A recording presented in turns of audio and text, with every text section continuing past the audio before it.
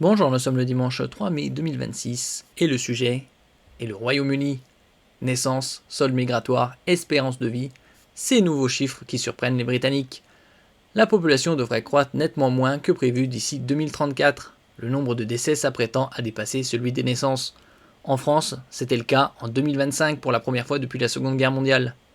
Ces statistiques sont accompagnées de chiffres alarmants sur l'espérance de vie en bonne santé au Royaume-Uni. C'est à peu près pareil, c'est similaire dans différents pays européens et dans le monde occidental. La population du Royaume-Uni, qui se compose de 4 régions, Angleterre 59 millions d'habitants, Écosse 5,5 millions, Pays de Galles 3 millions, Irlande du Nord 2 millions, devrait atteindre un pic en 2054, c'est-à-dire dans 28 ans, à 72,5 millions. N'oubliez pas de vous abonner pour plus de news nationales, européennes et internationales sur ce monde dans lequel nous vivons.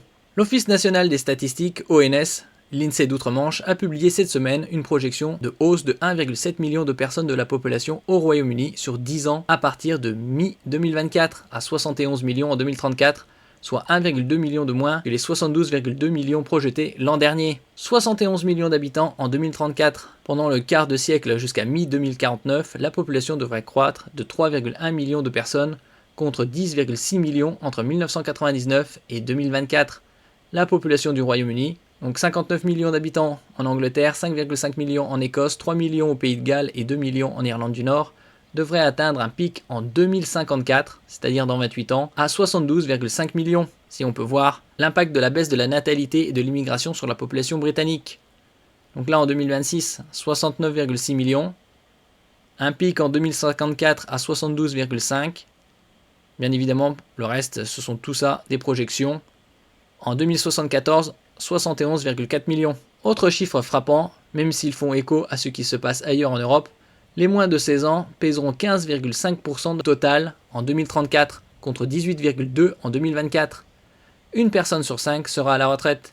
La retraite par capitalisation est plus développée qu'en France, mais il y a une retraite d'État de plus en plus difficile à financer et à ajuster à l'inflation. Plus de décès que de naissances. Les explications sont connues. La fécondité s'effondre aussi outre-Manche. L'ONS s'attend à ce que les décès dépassent les naissances chaque année à partir de 2026, sans donner d'horizon de retournement de la situation. Sur les 10 ans jusqu'à 2035, les morts vont dépasser les naissances de 500 000 âmes, 6,9 millions contre 6,4 millions. L'ONS anticipe un solde migratoire moyen sur le long terme de 230 000 personnes par an, contre 340 000 auparavant. 20 ans d'écart entre les plus pauvres et les plus riches. Mais ce qui a sans doute choqué davantage les Britanniques cette semaine est la publication des chiffres de l'espérance de vie en bonne santé par le groupe de réflexion Health Foundation. Au cours de la décennie allant de 2012-2014 à 2022-2024, elle a diminué au Royaume-Uni d'environ 2 ans, à 60,7 ans chez les hommes et à 60,9 ans chez les femmes, dit le rapport. Sur 21 pays à haut revenu, seulement 5 d'entre eux connaissent une baisse, dont l'Allemagne, les Pays-Bas et les États-Unis. Les inégalités sont criantes.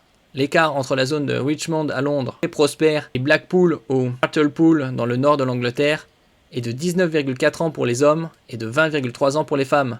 L'espérance de vie reste stable à 79 ans pour les hommes et à 83 ans pour les femmes. Mais l'obésité et, notamment pour les jeunes, la santé mentale affecte de plus en plus la population. Merci pour votre écoute et à la prochaine.